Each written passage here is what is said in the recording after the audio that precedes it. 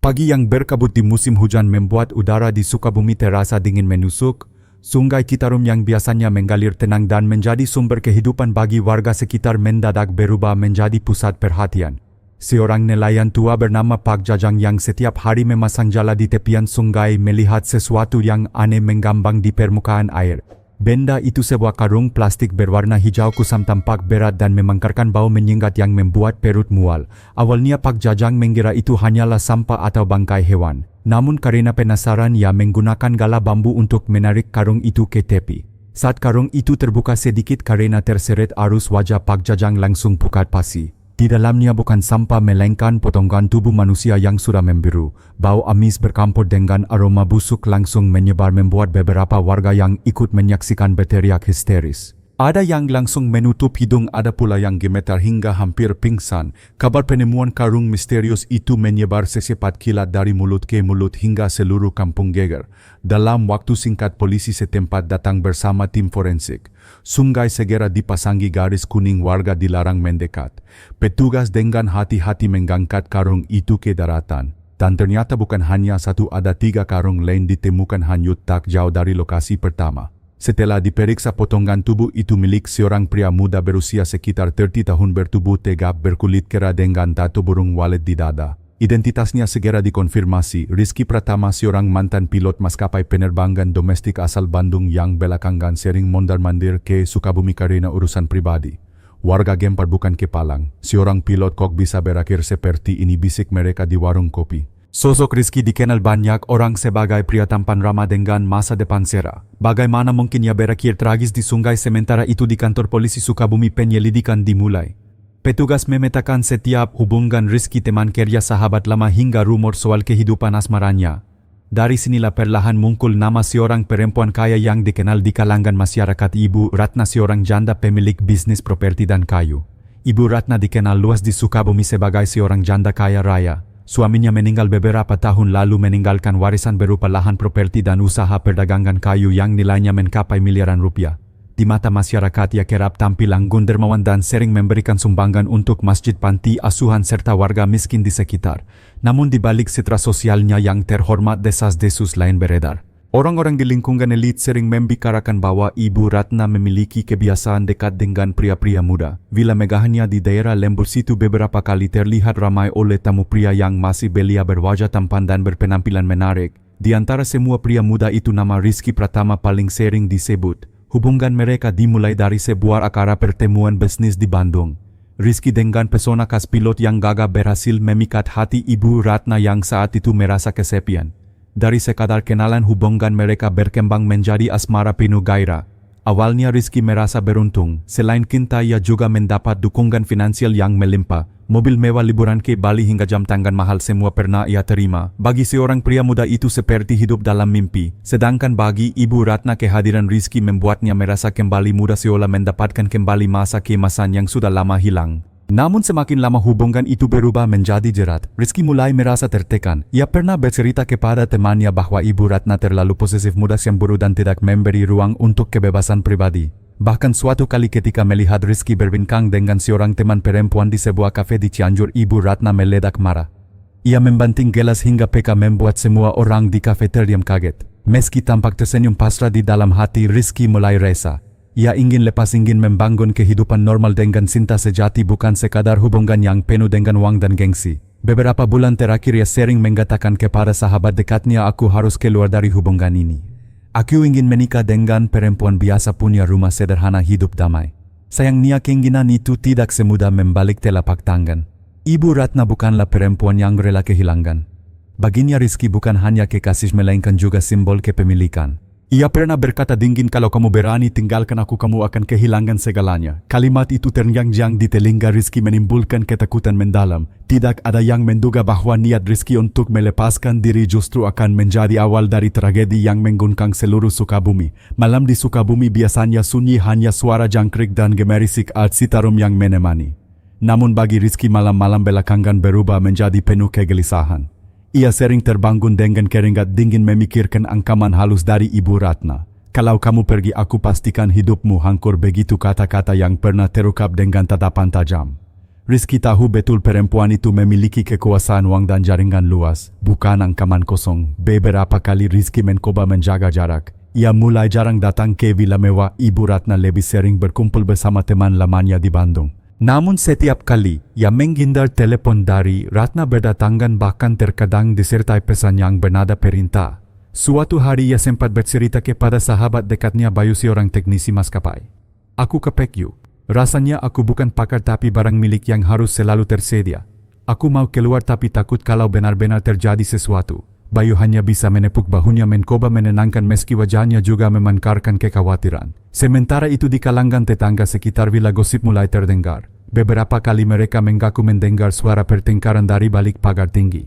Ada suara perempuan berteriak marah diikuti suara laki-laki yang memohon. Meski tidak tahu apa yang sebenarnya terjadi, mereka bisa merasakan bahwa hubungan di dalam villa itu jauh dari kata harmonis. Di sisi lain, Rizky mulai menyusun rencana kecil untuk lepas. Ayah berniat pindah ke Jakarta mencari pekerjaan baru di maskapai swasta, sekaligus memulai hubungan serius dengan seorang perempuan yang belakangan dekat dengannya. Semua itu ia lakukan diam-diam, berharap tidak sampai ke telinga Ratna. Namun takdir berkata lain. Niat baik itu rupanya justru memikul badai yang lebih besar. Ibu Ratna yang sudah terbiasa memiliki apapun yang diinginkan tidak bisa menerima kenyataan bahwa pria muda yang selama ini menemaninya kini ingin pergi. Dalam diam sesuatu sedang disusun, dan Rizky tanpa sadar berada di ambang jurang yang menggangga. Hujan deras mengguyur Sukabumi pada malam itu. Jalanan licin, udara dingin menusuk tulang. Di dalam villa mega milik Ibu Ratna di kawasan Lembur situ, lampu-lampu kristal masih menyala terang memantulkan bayangan suram di dinding. Malam itu Ibu Ratna menghubungi Rizky dengan nada yang tak biasa. "Datanglah, kita harus bicara sekali lagi. Jangan menolak," katanya tegas lewat telepon. Rizky sempat ragu. Ia merasa firasat buruk, tetapi sisi lain dirinya ingin menyelesaikan semua dengan jelas. Ia tidak ingin terus hidup dalam bayang-bayang ancaman. Setelah berpikir sejenak, ia akhirnya memutuskan berangkat, berharap ada jalan keluar damai. Ketika sampai di halaman villa, suasana hening menambah rasa tidak nyaman. Hanya suara hujan menetes di atap senggarasi. Rizky masuk ke ruang tamu melihat Ratna sudah menunggunya dengan wajah serius. Ia mengenakan gaun hitam sederhana, namun sorot matanya tajam seperti pisau yang siap menusuk. Rizky, ukapnya pelan tapi tegas. "Kamu tidak bisa meninggalkan aku begitu saja. Aku sudah memberikan segalanya untukmu." Rizky menarik napas panjang. "Aku menghargai semua yang ibu lakukan. Tapi aku ingin hidupku sendiri. Aku ingin menikah dengan perempuan yang kucintai, membangun keluarga sederhana. Aku mohon izinkan aku pergi dengan baik." Ukapan itu membuat wajah Ratna berubah. Senyumnya hilang berganti dengan ekspresi dingin. Ia berdiri menatap Rizky tanpa berkedip. "Kamu pikir aku akan rela? Kamu pikir aku ini siapa? Semua yang kamu punya sekarang sebagian besar dari aku. Dan kamu mau tinggalkan aku begitu saja?" Suasana tegang semakin menjadi ketika seorang pria muncul dari pintu samping. Dialah Darto, sopir pribadi yang sudah lama bekerja untuk Ratna. Tubuhnya tinggi besar, wajah keras dan matanya memancarkan keraguan-raguan. Namun dari cara ia berdiri jelas bahwa malam itu ia berada di pihak Ratna. Rizky mundur setapak, hatinya mulai gelisah. "Kenapa ada dia di sini? Kita kan hanya ingin bicara baik-baik," tanyanya dengan suara bergetar.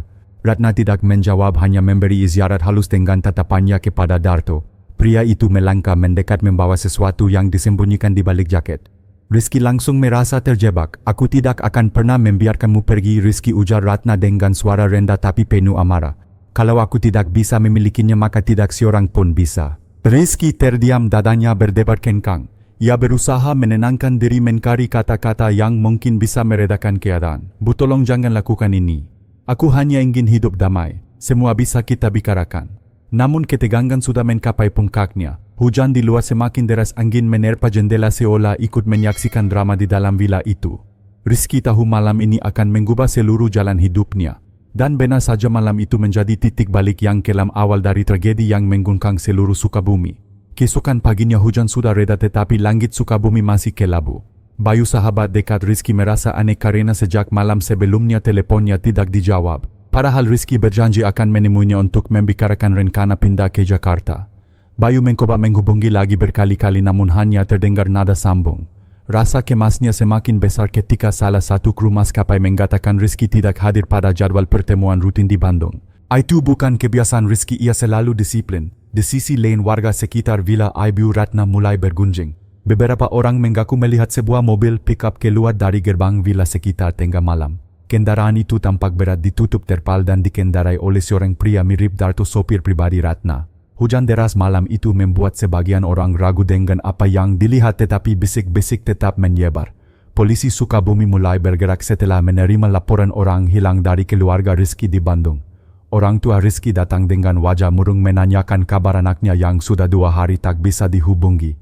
Sang ibu Bu Sulastri menangis di kantor polisi memohon agar anak semata wayangnya ditemukan. Tolong cari Rizky Pak. Ia tidak pernah pergi tanpa kabar, katanya dengan suara parau. Petugas kemudian menelusuri jejak terakhir Rizky. Dari rekaman kamera CCTV di sekitar kawasan Lembus itu terlihat jelas Rizky masuk ke Villa Ratna pada malam hujan itu. Namun anehnya tidak ada rekaman dirinya keluar. Yang tampak hanyalah kendaraan pickup yang melaju ke arah jalan kecil menuju Sungai Citarum. Kecurigaan pun menggara pada Ratna dan orang-orang di sekitarnya. Polisi mendatangi villa tersebut untuk meminta keterangan. Ratna dengan tenang menyambut mereka. Ia berdandan rapi mengenakan kebaya modern seolah tidak ada yang terjadi.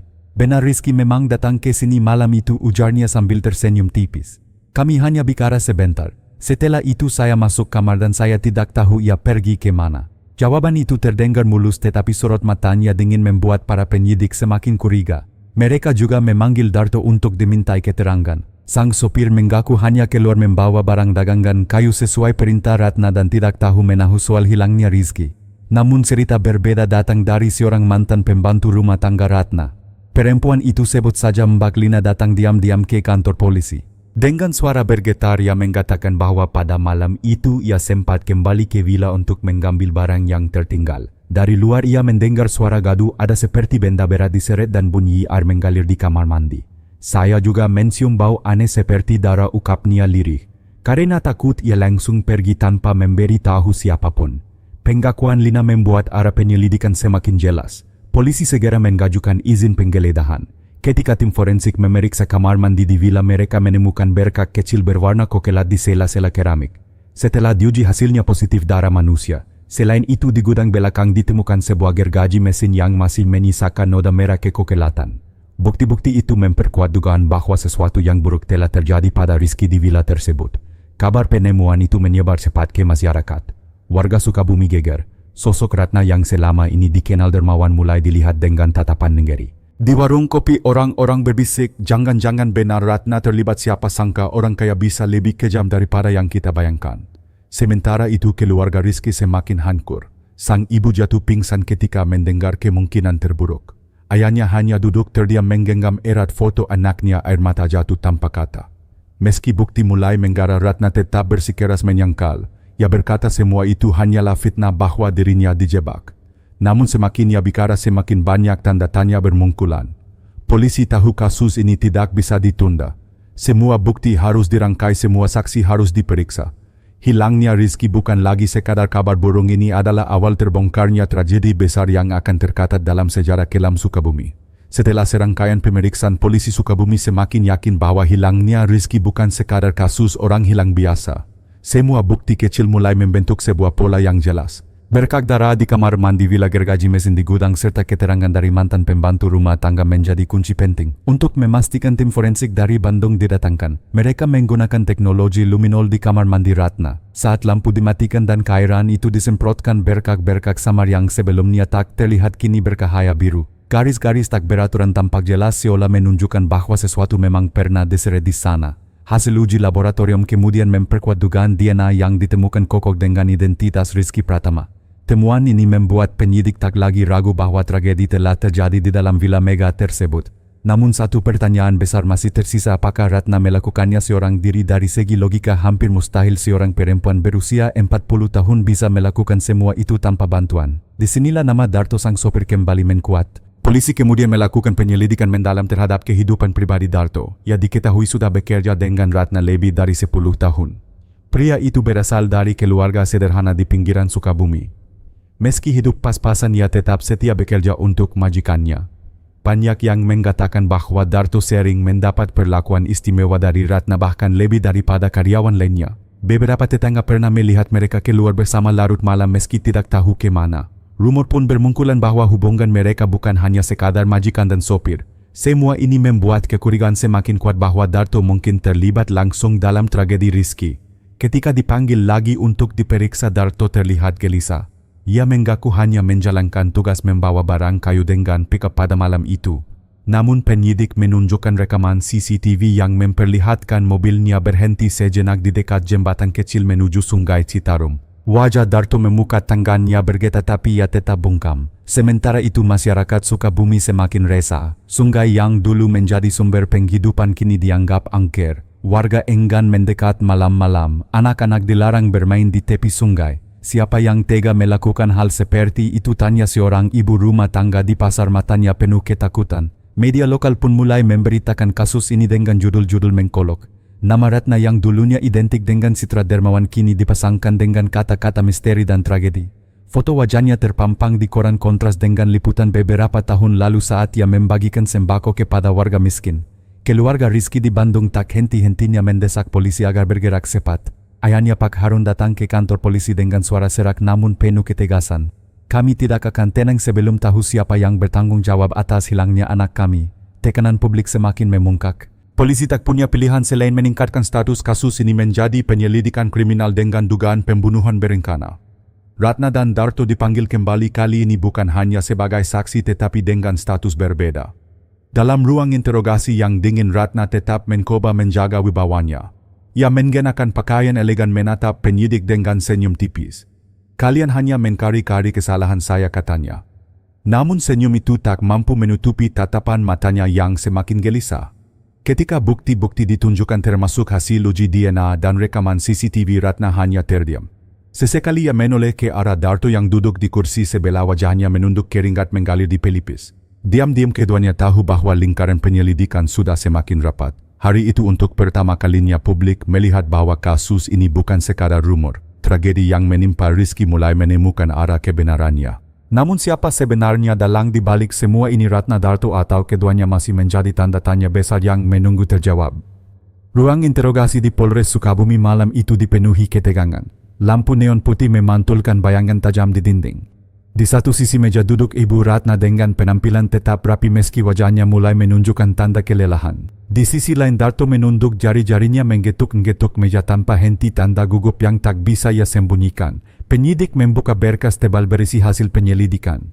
Suara kertas bergesek seolah menambah beban udara di ruangan itu. Kami punya bukti DNA di Villa Anda, Bu Ratna, ungkap penyidik dengan nada datar namun menusuk. Kami juga punya rekaman CCTV yang menunjukkan mobil pickup Anda keluar tengah malam menuju Sungai Citarum. Mau dijelaskan? Ratna tersenyum tipis mencoba mempertahankan ketenangannya. Itu hanya kebetulan. Mobil itu digunakan untuk menggantar kayu. Darah bisa saja dari hewan bukan manusia, namun penyidik lain segera menimpali. Bukti laboratorium jelas menunjukkan itu darah manusia, dan kekokohan DNA tidak bisa diperdebatkan lagi. Itu milik Rizky Pratama. Mendengar nama itu Ratna mendadak terdiam. Senyumnya hilang berganti dengan wajah kaku. Ia melirik sekilas ke arah Darto seolah meminta kesetiaan. Darto makin gelisah, keringat menetes dari pelipisnya. Darto, kata penyidik beralih, kami tahu kamu ada di villa malam itu. Kami tahu kamu mengendarai pickup. Kamu mau terus diam atau kamu mau jujur? Darto menelan ludah, suaranya parau ketika akhirnya ia berbicara. Saya hanya sopir. Saya lakukan apa yang diperintahkan Bu Ratna. Saya tidak tahu apa-apa. Ratna langsung menoleh tajam, sorot matanya seperti pisau. Darto, jangan bicara sembarangan, katanya keras. Namun teguran itu justru memperburuk suasana. Penyidik melihat jelas adanya ketegangan di antara keduanya. Di luar ruang interogasi berita soal kasus ini sudah tersebar luas. Wartawan menunggu di halaman Polres, kamera siap memotret. Judul-judul sensasional bermunculan. Sosialita Sukabumi diduga terlibat kasus hilangnya pilot muda atau misteri Sungai Citarum, jejak darah di villa mewah. Keluarga Rizky pun hadir menunggu dengan kemas. Ibunya Bu Sulastri duduk lemah di kursi tunggu sambil menggenggam foto anaknya. Kembalikan keadilan untuk anak saya, bisiknya lirih berulang-ulang. Ayahnya berdiri kaku menatap ke arah ruangan interogasi dengan tatapan dingin penuh amarah. Di dalam penyidik terus menekan, Bu Ratna, Anda dikenal sebagai orang kaya dermawan. Tapi sekarang semua bukti mengarah pada Anda. Kalau memang Anda tidak bersalah, siapa yang bisa menjelaskan semua ini? Ratna mencoba bertahan tapi suaranya mulai bergetar. Saya hanya ingin disintai. Rizky mengkhianati saya. Dia ingin meninggalkan saya untuk perempuan lain. Saya tidak terima.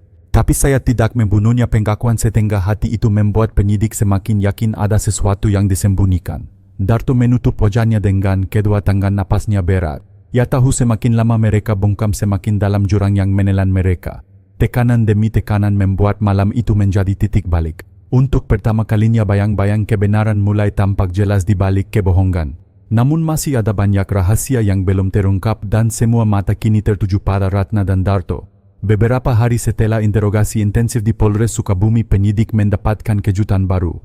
Seorang saksi tambahan muncul, seorang mantan pegawai villa bernama Rini. Ia mendatangi kantor polisi dengan wajah tegang membawa informasi yang menurutnya tidak bisa lagi dipendam. Dengan suara bergetar, Rini menceritakan bahwa pada malam ketika Rizky terakhir kali terlihat, ia sempat kembali ke villa untuk mengambil barang pribadinya. Dari luar pagar ia mendengar suara gaduh seperti kursi terjatuh dan seseorang berteriak. Lalu ia mencium bau logam yang menyengat dari arah rumah. "Saya takut sekali," katanya sambil menunduk. "Saya tidak berani masuk, jadi saya langsung pergi. Tapi setelah melihat berita tentang hilangnya Rizky, saya sadar apa yang saya dengar malam itu sangat penting." Penyidik mencatat setiap detail kesaksian Rini. Keterangan itu sangat penting karena memperkuat dugaan bahwa sesuatu memang terjadi di dalam villa pada malam tersebut. Di ruang penyelidikan, bukti demi bukti disusun. Ada DNA, ada rekaman CCTV, ada keterangan saksi. Semua mulai mengarah pada satu kesimpulan: Rizky tidak pernah keluar hidup-hidup dari villa Ratna. Namun Ratna tetap berkeras membantah. Ia menampilkan wajah tabah setiap kali disorot kamera. Kepada wartawan ia hanya berkata singkat, "Saya tidak bersalah. Semua ini hanya fitnah." Pernyataan itu justru memikul lebih banyak komentar miring. Media sosial penuh dengan spekulasi. Ada yang marah, ada yang bersimpati kepada keluarga Rizky, dan ada pula yang terkejut karena sosok dermawan seperti Ratna bisa terseret dalam kasus besar. Sementara itu Darto mulai retak. Tekanan interogasi dan bisikan nuraninya membuat ia tidak bisa tidur nyenyak. Setiap malam ia terbangun mendengar suara-suara dalam kepalanya. Bayangkan wajah Rizky yang tersenyum ramah terus menghantuinya. Suatu pagi ketika dipanggil lagi ke kantor polisi, Darto akhirnya tidak mampu menahan diri. Dengan suara lirih ia mulai membuka sedikit tabir. Saya memang ada di sana malam itu, tapi semua yang saya lakukan karena diperintah. Saya tidak bisa menolak." Penyidik mengkondongkan tubuh menatap tajam. "Diperintah siapa?" tanya mereka serentak. Darto menunduk, bibirnya bergetar, lalu ia menyebut nama yang selama ini hanya berputar-putar dalam dugaan Ratna. Pengakuan parsial itu segera dikatat resmi. Berita bokor keluar menimbulkan gelombang baru di masyarakat. Wartawan menulis dengan huruf tebal, "Sopir akui ada perintah dari Ratna." Warga Sukabumi gempar, sebagian marah, sebagian lagi hanya bisa menggeleng tak percaya. Keluarga Rizky menangis ketika mendengar kabar tersebut.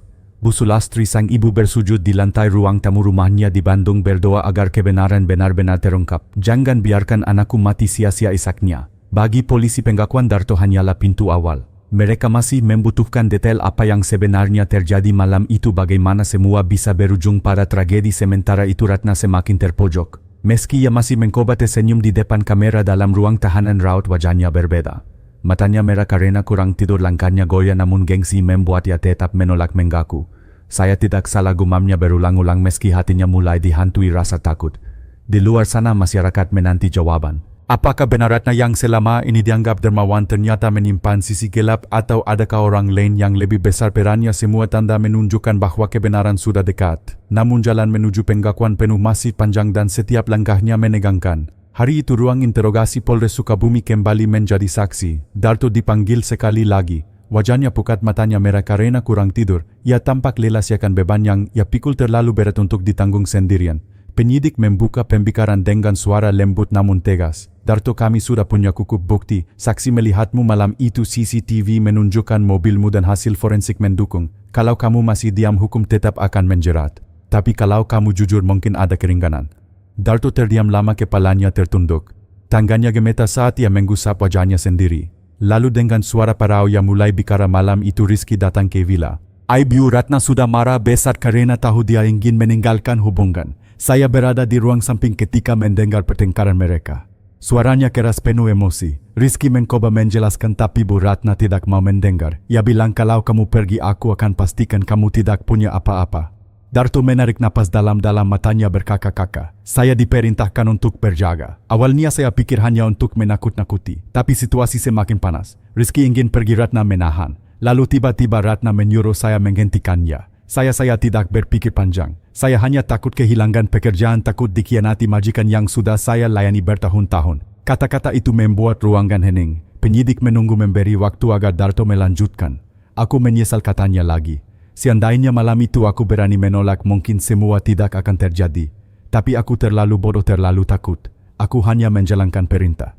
Pengakuan ini segera dikatat resmi, berita pun menyebar cepat ke luar. Media menulis dengan tajuk besar sopir Ratna aku ikut terlibat. Warga Sukabumi terbela, ada yang marah, ada pula yang tidak percaya seorang sopir bisa terseret sejauh itu. Sementara itu Ratna dipanggil untuk dikonfrontasi dengan pernyataan Darto. Ia duduk di kursi berhadapan dengan sopirnya yang kini gemetar. Sorot matanya tajam penuh amarah. Pengkhianat, serunya. Kau hanya ingin menyelamatkan dirimu sendiri. Darto menunduk, air matanya jatuh.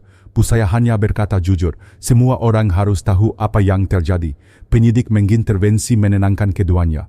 Tapi suasana sudah jelas, hubungan majikan dan sopir itu pekat total. Ratna yang selama ini menjaga wibawa kini terlihat goyah. Ia berusaha menyangkal, namun setiap kata yang keluar terdengar semakin lemah. Keluarga Rizky akhirnya mengetahui detail pengakuan tersebut. Ibunya menangis histeris sementara ayahnya hanya menatap kosong ke lantai. Anak saya diperlakukan seperti itu hanya karena ingin hidup bebas, bisiknya lirih. Masyarakat semakin gempar.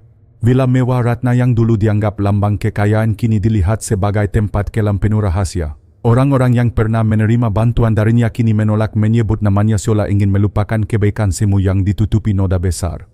Polisi menegaskan bahwa kasus ini sudah memasuki tahap akhir. Semua bukti sudah terkumpul, kesaksian semakin jelas dan arah penyelidikan mengarah pada pembuktian di pengadilan. Ratna tidak lagi bisa bersembunyi di balik senyum dan kata-kata manisnya. Hari itu di ruang interogasi, meski Ratna masih mencoba melawan kenyataan, perlahan menggepungnya. Ia tahu lingkaran hukum sudah menutup rapat. Dan untuk pertama kalinya wajar angkunya retak, muncul rasa takut yang tak bisa ia sembunyikan. Hari persidangan akhirnya tiba. Sejak pagi buta halaman pengadilan negeri Sukabumi sudah dipenuhi warga. Mereka datang dengan berbagai ekspresi, ada yang penasaran, ada yang marah, ada pula yang sekadar ingin menyaksikan sejarah kelam yang sudah berbulan-bulan menjadi perbincangan. Di pintu masuk polisi berjaga ketat. Wartawan berbaris dengan kamera dan mikrofon menanti setiap momen. Inilah sidang yang ditunggu-tunggu, bisik seorang jurnalis sambil menyiapkan catatan. Ketika mobil tahanan tiba, suasana mendadak riuh. Ratna turun dengan pakaian sederhana, jauh berbeda dari penampilannya dulu yang selalu glamor. Wajahnya pucat, matanya sayu, tetapi ia berusaha berjalan tegak. Di belakangnya Darto keluar dengan kepala tertunduk, langkahnya berat seakan setiap langkah menuju ruang sidang adalah beban tak tertanggungkan. Di ruang persidangan suasana hening menegangkan. Hakim ketua membuka sidang dengan suara lantang, membakakan identitas terdakwa lalu dakwaan jaksa penuntut. Suara jaksa terdengar jelas bahwa terdakwa Ratna bersama terdakwa Darto dengan sengaja dan terencana melakukan tindakan yang menyebabkan hilangnya nyawa Rizky Pratama. Kalimat itu menggema di ruangan membuat keluarga Rizky yang duduk di bangku pengunjung meneteskan air mata. Ibunya menutup wajah dengan kerudung sementara ayahnya menatap lurus ke arah Ratna, matanya penuh luka dan kemarahan. Jaksa kemudian memaparkan bukti hasil forensik darah di villa, rekaman CCTV, kesaksian saksi mata serta pengakuan Darto. Setiap bukti disebut satu persatu membuat Ratna tampak semakin gelisah. Ia berusaha menyela, mengatakan bahwa semua itu hanyalah kebetulan dan fitnah. Namun hakim menegurnya agar tenang. Giliran Darto memberikan kesaksian. Dengan suara gemetar ia menceritakan ulang apa yang terjadi malam itu. Saya salah yang mulia. Saya terlalu takut menolak perintah. Saya hanya ingin menyelamatkan diri, tapi akhirnya saya malah ikut menjerumuskan Rizky. Semua ini karena tekanan dari Bu Ratna. Ruangan bergemuruh. Ratna menoleh tajam ke arah Darto, matanya berkilat penuh amarah. Pembohong, kau hanya menuduh untuk menyelamatkan dirimu sendiri, teriaknya. Hakim kembali menegur, meminta Ratna menjaga sikap. Di luar ruang sidang media berlomba memberitakan setiap detik. Judul-judul besar menghiasi portal berita online. Sidang perdana kasus Ratna Gunkang Sukabumi, kesaksian sopir membuat ruang sidang tertahan napas. Keluarga Rizky hanya berharap satu, keadilan. Sang ibu dengan suara bergetar sempat berkata kepada wartawan, kami tidak ingin balas dendam. Kami hanya ingin kebenaran. Anak kami harus mendapatkan keadilan. Hari itu sidang belum memutuskan hukuman akhir. Namun arah persidangan sudah jelas. Semua bukti, kesaksian dan suasana menunjukkan bahwa kebenaran semakin dekat. Ratna yang dulu dielu-elukan sebagai sosok dermawan kini duduk di kursi terdakwa dengan wajah penuh kecemasan. Darto yang dulu setia kini berubah menjadi saksi kunci yang membongkar tabir rahasia. Persidangan baru saja dimulai, tetapi publik sudah bisa merasakan inilah panggung di mana kebenaran dan kebohongan akan diadu. Dan akhirnya keadilan akan berbicara. Sidang memasuki hari kedua. Kali ini giliran keluarga Rizky yang dipanggil memberikan keterangan. Suasana ruang sidang berubah hening saat Bu Sulastri, ibu Rizky, melangkah maju. Tubuhnya kecil, wajahnya tampak jauh lebih tua dari usianya akibat berbulan-bulan menanggung duka. Hakim mempersilakannya duduk di kursi saksi. Suaranya bergetar saat memulai. Anak saya Rizky sejak kecil dikenal baik. Ia bercita-cita tinggi ingin membahagiakan orang tua. Ia menjadi pilot bukan hanya demi dirinya sendiri tapi juga agar keluarga kami bisa bangga. Tapi sekarang yang kami terima hanya kabar duka, tangisnya PK. Beberapa orang di ruang sidang ikut menyeka air mata. Hakim memberi waktu sejenak agar suasana mereda. Pak Harun ayah Rizky kemudian maju. Ia tidak banyak bicara tetapi setiap kata yang keluar terasa berat. Yang mulia, kami kehilangan putra kami karena keserakahan dan amarah. Kami hanya minta satu keadilan. Hukum harus ditegakkan setegaknya agar tidak ada lagi keluarga lain yang mengalami penderitaan seperti kami. Ratna menunduk wajahnya pucat. Untuk pertama kalinya sejak persidangan dimulai ia tampak kehilangan keberaniannya. Kata-kata orang tua Rizky menusuk lebih dalam daripada semua bukti forensik. Darto yang duduk di sampingnya menunduk makin dalam, matanya berkaka-kaka. Ia tahu ucapannya di sidang sebelumnya tidak akan pernah cukup untuk menghapus luka keluarga korban. Setelah keluarga korban selesai, jaksa kembali menegaskan dakwaan. Tindakan ini bukan spontan. Ada perencanaan, ada kerjasama, ada niat untuk menutupi jejak. Oleh karena itu kami menuntut hukuman seberat-beratnya. Suasana di ruang sidang tegang. Para pengunjung berbisik, sebagian besar mendukung tuntutan jaksa. Harus dihukum setimpal, ujar seorang warga yang datang sejak pagi untuk menyaksikan sidang. Di luar ratusan orang masih menunggu. Spanduk bertuliskan keadilan untuk Rizky dibentangkan.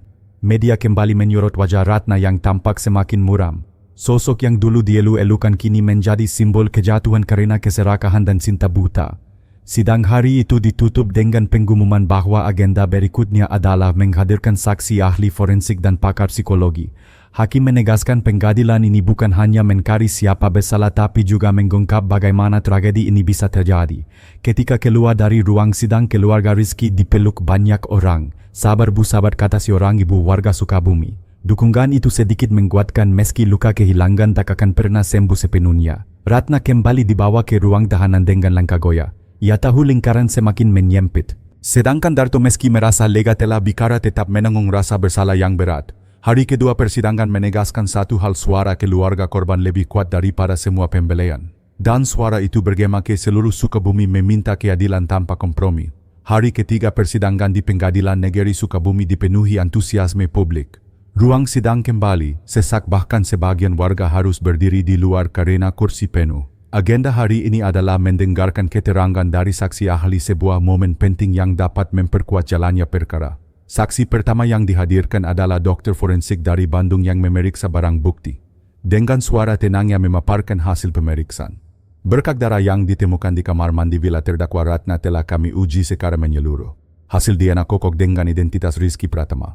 Tidak ada kemungkinan kesalahan. Selain itu, pada gergaji mesin yang ditemukan di gudang juga terdapat sisa darah dengan DNA yang sama. Ruang sidang bergemuruh. Ratna menunduk, wajahnya semakin pucat. Darto menutup mata seolah tidak sanggup mendengar fakta yang baru saja ditegaskan di depan umum.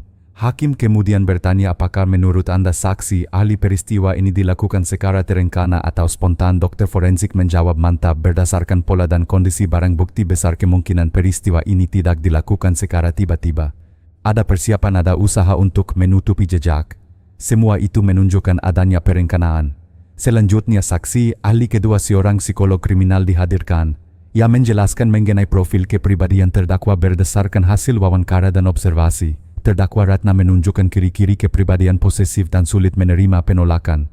Dalam kondisi tertentu, terutama ketika merasa dikhianati, ia dapat bertindak ekstrem tanpa mempertimbangkan konsekuensi. Sedangkan terdakwa Darto berada dalam posisi subordinat, cenderung patuh pada otoritas sehingga mudah dimanipulasi untuk turut serta. Pemaparan itu menambah bobot kasus. Banyak pengunjung mengangguk-angguk seolah menemukan penjelasan atas apa yang terjadi. Di bangku keluarga korban, Bu Sulastri menangis terisak. Benarkan semua memang sudah direncanakan, katanya pelan kepada suaminya. Pak Harun hanya mengangguk, wajahnya tegang, matanya tetap menatap lurus ke arah Ratna. Jaksa kemudian menegaskan kembali dengan keterangan ahli jelas bahwa tindakan terdakwa bukanlah akibat emosi sesaat melainkan perencanaan yang matang. Maka dari itu hukuman maksimal pantas dijatuhkan. Pengacara Ratna berusaha membela, menyatakan bahwa kondisi mental kliennya tergungkang karena rasa cemburu. Namun argumen itu melemah setelah saksi psikolog menjelaskan rasa cemburu tidak bisa menjadi alasan pembenaran untuk merencanakan tindakan kriminal. Suasana ruang sidang semakin panas. Ratna terlihat gelisah, sesekali menggigit bibir, matanya berkaka-kaka. Ia mencoba menilai saya hanya korban perasaan saya sendiri. Saya mencintai Rizky sepenuh hati, tapi ungkapan itu hanya membuat pengunjung berbisik-bisik sinis. Sidang hari itu ditutup dengan pengumuman bahwa minggu depan akan digelar pembacaan tuntutan jaksa. Publik semakin menanti karena dari situlah akan terlihat seberapa berat hukuman yang diminta untuk Ratna dan Darto. Ketika dibawa kembali ke ruang tahanan, Ratna berjalan dengan langkah gontai. Ia tidak lagi menegakkan kepala seperti sebelumnya. Darto di belakangnya tampak semakin pasrah, wajahnya pucat, bibirnya bergetar tanpa kata. Hari itu menegaskan satu hal penting, kebenaran ilmiah dari saksi ahli telah memperkuat bukti. Semua jalan seakan mengarah pada vonis yang berat dan tidak ada lagi celah untuk bersembunyi. Hari persidangan yang dinanti akhirnya tiba. Pembacaan tuntutan dari jaksa penuntut umum. Sejak pagi suasana di Pengadilan Negeri Sukabumi sudah tegang. Ratusan warga kembali berdatangan, sebagian bahkan rela berdiri di halaman hanya untuk mengikuti jalannya sidang lewat penggeras suara. Di ruang sidang, Ratna duduk dengan wajah pucat. Pakaian sederhana yang ia kenakan tidak mampu menutupi kegelisahan yang jelas terpancar dari sorot matanya. Di sampingnya, Darto menunduk dalam-dalam, kedua tangannya meremas-remas lututnya sendiri. Hakim membuka sidang dengan ketukan palu lalu memberi kesempatan kepada jaksa untuk membacakan tuntutan. Semua mata tertuju pada meja jaksa. Suara jaksa lantang penuh wibawa bahwa berdasarkan bukti forensik, kesaksian saksi mata, rekaman CCTV dan pengakuan terdakwa, kedua terbukti secara sah dan meyakinkan bahwa terdakwa Ratna dan terdakwa Darto telah melakukan tindak pidana pembunuhan berencana terhadap korban Rizky Pratama. Ruangan mendadak hening. Setiap kata jaksa terasa berat menusuk ke hati semua yang mendengarnya. Jaksa melanjutkan, tindakan ini bukan spontan. Ada motif jelas, yaitu kecemburuan dan rasa kepemilikan yang berlebihan. Ada perencanaan termasuk upaya menutupi jejak dengan cara memindahkan tubuh korban ke Sungai Citarum. Oleh karena itu kami menuntut hukuman seberat-beratnya sesuai dengan pasal yang berlaku. Semua orang menahan napas saat jaksa membacakan kalimat berikutnya. Kami menuntut terdakwa Ratna dengan hukuman pidana mati, sedangkan terdakwa Darto sebagai pelaku yang membantu dan turut serta dituntut dengan hukuman penjara seumur hidup. Ruangan langsung riuh. Sebagian besar pengunjung mengangguk-angguk merasa tuntutan itu setimpal. Beberapa orang bersorak kecil namun segera ditegur hakim agar menjaga ketertiban. Di bangku keluarga korban, Bu Sulastri menangis terisak sambil memeluk foto anaknya. Akhirnya keadilan hampir tiba, bisiknya. Pak Harun hanya menutup mata, air matanya mengalir tanpa kata. Ratna mendengar tuntutan itu dengan wajah syok. Tubuhnya bergetar, bibirnya berkomat kamit tak jelas. Tidak, saya hanya mencintainya, saya tidak pantas dihukum mati. Suaranya lirih hampir tak terdengar. Darto menutup wajahnya dengan kedua tangan. Ia sadar vonis seumur hidup berarti sisa hidupnya akan dihabiskan di balik jeruji besi. Air matanya jatuh bercampur dengan rasa sesal yang sudah tak ada artinya. Jaksa menutup tuntutannya dengan kalimat tegas, perbuatan terdakwa telah mengguncang masyarakat, meresahkan publik dan merampas masa depan seorang pemuda yang penuh harapan. Hanya hukuman yang setimpal yang dapat menghadirkan keadilan. Hakim kemudian menunda sidang untuk memberikan waktu kepada pihak pembela menyampaikan pledoi pada sidang berikutnya. Ketika keluar dari ruang sidang, Ratna nyaris terjatuh. Dua petugas harus menopangnya. Wajahnya pucat, pasi, matanya kosong. Sementara Darto berjalan lunglai, langkahnya berat seolah setiap meter menuju mobil tahanan adalah beban yang tak tertanggungkan. Di luar, masyarakat sudah menunggu dengan spanduk dan teriakan. Keadilan untuk Rizky, seru mereka. Media memberitakan detik demi detik dengan tajuk utama, jaksa tuntut hukuman mati untuk Ratna, seumur hidup untuk Darto. Hari itu menjadi titik puncak tuntutan hukum. Semua orang tahu persidangan akan segera mendekati akhir. Dan yang kini dinanti hanyalah vonis hakim, apakah sejalan dengan tuntutan jaksa atau berbeda. Hari persidangan terakhir akhirnya tiba. Sukabumi seperti berhenti bernafas pagi itu. Jalan menuju Pengadilan Negeri dipenuhi warga yang ingin menyaksikan vonis bersejarah. Polisi berjaga ketat memastikan sidang berjalan tertib. Media nasional pun hadir menyorot langsung jalannya persidangan. Di ruang sidang suasana begitu tegang. Hakim ketua duduk tegak di kursinya, diapit dua hakim anggota. Di depan mereka Ratna dan Darto duduk sebagai terdakwa. Ratna tampak lemah, matanya sembab, wajahnya jauh berbeda dari sosok sosialita yang dulu dikenal glamor.